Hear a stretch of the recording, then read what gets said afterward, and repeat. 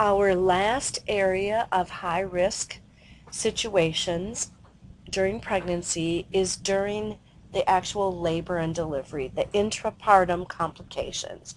You can see the majority of this learning plan is talking about high-risk situations in pregnancy, but we are going to have a short area here talking about things that can be risky during the labor and delivery. Now here's the nurse's challenge. We have to identify and then manage those complications promptly because there's a lot going on during the labor and delivery. And we also have to provide care to our patient while we're supporting the entire family who is worried and concerned about what's going on. So that's a big challenge for us. The types of intrapartum complications, there are many. Dysfunctional labor, where there could be a problem with any one of the 4 Ps, the passenger, the passageway, the powers, or the psyche. Shoulder dystocia, you can have problems because of fetal size, presentation, position, things like that. Pelvic size issues, fetal anomalies. And then we can have abnormal labor duration. Either it's prolonged labor or it's precipitous labor, which means it moves very, very fast. Premature rupture of the membranes, preterm birth, fetal distress, uterine rupture, prolapsed umbilical cord, amniotic fluid embolism, and uterine inversion. We are not going to cover every single one of these complications, but this is the list of all the things that could be a high-risk situation in labor and delivery. We're going to talk first about fetal size. We already talked about the macrosomia, that very large baby, and the size is always relative to the size of the pelvis, but the head and shoulders just may not adapt to the pelvis. And then you've got distension of the uterus, and that reduces those strength of contractions, so that can cause problems. You can also have the shoulder dystocia, where you can have a delayed delivery or difficult birth of the shoulders. The shoulders become impacted above the maternal symphysis pubis. The shoulder dystocia is unpredictable, and it can occur with any weight fetus. It does require urgent intervention because the umbilical cord is compressed, but chest compression within the vagina prevents respirations. So that fetus is not getting any oxygen. There are several methods that can be used, but the most common is McRoberts maneuver and suprapubic pressure. McRoberts maneuver is where you have mom bring her knees up to her chest, but then adduct away from the body. So that widens the pelvis, and then suprapubic pressure is applied from the external abdomen by the nurse. So here's that McRoberts maneuver. She flexes her thighs sharply against her abdomen, and that straightens the pelvic curve. And then there's a supported squat, which could also have a similar effect, and it adds gravity to her pushing efforts. So either one of those. Again, that nurse or another assistant is going to push the fetal anterior shoulder downward to displace it from that maternal symphysis pubis. This pressure must be on the suprapubic area, not fundus, not fundal pressure. Sometimes we do use fundal pressure in other situations to deliver, but not in this situation where you're actually pushing on the top of the fundus, because that's going to push the anterior shoulder more firmly against mom's symphysis. You have to actually be doing suprapubic pressure. And then we have the premature rupture of membranes, and that's when you have rupture of that amniotic sac prior to the start of true labor. And we're talking about regardless of the length of gestation. So you could have premature rupture of membranes at any point in the gestational level. Gestational level. However, what we were talking about here is the membranes rupture and then no labor starts. Causes, probably the most common one is infection, But you could have a weak structure of the amniotic sac, previous preterm birth, fetal abnormalities or malpresentation. There could be an incompetent cervix or short cervical length, overdistension of the uterus, maternal hormone changes, sometimes recent sexual intercourse, maternal stress, and maternal nutritional deficiencies. So lots of different causes that could be behind this. The complications here are that both mom and baby are at risk for infection, either intrapartum or postpartum. And if you have chorioamnionitis, you can have maternal fever and uterine tenderness. If the membranes rupture well before term, they may actually form a seal, especially if it's a high leak and it's not a big, huge gush. And stopping that leaking fluid and allowing for more amniotic fluid to develop causes more of a cushion for that baby.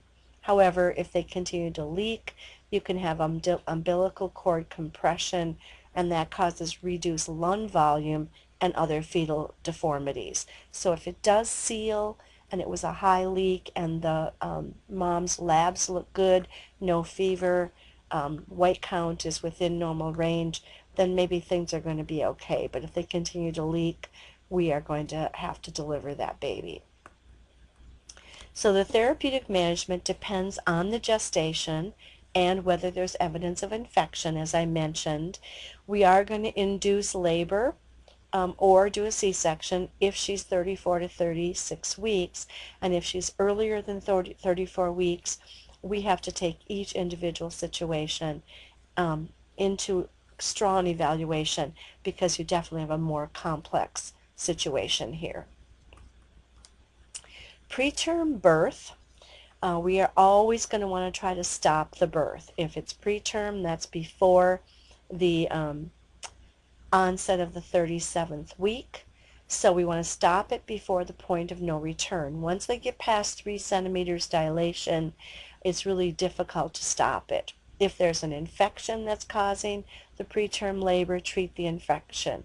Restrict her activity. Remember, hydrate her because that's going to decrease the uterine contractions. And we can give tocolytics. They will delay the birth. They don't necessarily prevent it. And there's different ones that we can use. They're usually prescribed before 34 weeks. Once they're 34 weeks, they generally don't use them much. Magnesium sulfate can be probably one of our best tocolytics. It's a smooth muscle relaxant. It has a sedative effect, so it can stop the labor contractions. We can also use terbutaline. It stops contractions, but it's got some nasty side effects. The big one is tachycardia for mom. There are also prostaglandin inhibitors, which will inhibit uterine contractions. Indomethacin is one of those. And we've used calcium channel blockers, nifedipine, because that will block the contractions because the smooth muscle needs calcium in order to contract. So if you can block the calcium, you can help with that. So they may try several different ones, but usually our drug of choice is mag sulfate. Now, intrapartum emergencies. We've got 5 of them here. And remember, we already talked about there could be all kinds of problems with the presenting part and things like that. But now we're talking about intrapartum emergencies. So fetal distress, that means the fetus is not tolerating the labor process. And when you have insufficient oxygen supply to meet the physiologic needs of the fetus, you're going to see non-reassuring fetal status signs. This could be transient, where it comes and goes, or it could be chronic, and it could be prompted by a variety of factors. The most common causes are cord compression and uteroplacental insufficiency, and that just means that the placenta, and therefore the fetus, are not getting enough oxygen. So if that resulting hypoxia persists, and now the fetus goes into metabolic acidosis, the situation could cause permanent damage to that fetus or be life-threatening to the fetus. Now, the most common initial signs that you'll see are variations in the heart rate pattern and decreased fetal movement. So let's talk about what we might see on the heart rate pattern. We need to evaluate the fetal monitor tracing. We look at the baseline fetal heart rate. We look at any variabilities in that baseline rate, and we look for periodic changes. So first, let's talk about that baseline fetal heart rate. Remember that the fetal heart rate does not stay at one number. It's going to fluctuate usually like about 120 to 130, 140 to 150. It's usually about a 10 beat per minute fluctuation. We need to determine that baseline fetal heart rate in between contractions. We look at where that fetal heart rate is over a 10-minute tracing time in between contractions. And it is going to fluctuate when that baby is moving or sleeping. We do not consider it a baseline change until we've had that new rate for 10 minutes. If it just occurs in less than 10 minutes, it's either going to be an acceleration or a deceleration. So say that heart rate's been going along at 120 over 130, and then all of a sudden for 10 minutes it's been going 130 to 140. Now that's a baseline change, and we have to say why. Why did that fetal heart rate baseline change? We can have fetal bradycardia when you have less than 120 beats per minute over 10 minutes, and this is a vagal response due to all the head compression. You can also see fetal tachycardia greater than 160 beats per minute over 10 minutes, and that can be caused by any of the things listed here. So remember, normal fetal heart rate is 120 to 160. Less than that is bradycardia, greater than that is tachycardia. The next thing we look at is variability. That's those little jitters or the irregular heart rate that you'll see on the fetal heart rate tracing. And that's a good sign. So that variation in the heart rate over time is a good sign. If you have no variability, there's a problem. Maybe it's in response to narcotics or barbiturates that mom was given for pain, or it's fetal hypoxia, fetal acidosis. Sometimes it's a very immature fetus. But when you see decreasing variability, it usually means some kind of fetal distress. And that fetal heart rate variability is considered our most reliable sign of fetal well-being in labor. So if it's good, it's one of our most reliable signs. The next thing we look at is periodic changes. These changes occur in response to the contractions and the fetal movement. The two types we will see will be accelerations or decelerations. An acceleration is just a temporary increase in the fetal heart rate due to some kind of fetal movement or compression of the umbilical vein during a contraction. We have three different kinds of decelerations: early decels, variable decels, and late decels.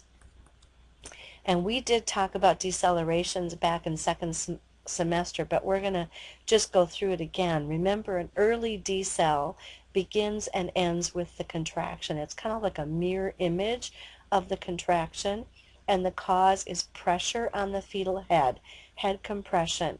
It's benign and harmless, and it usually occurs late in labor because that head is so low.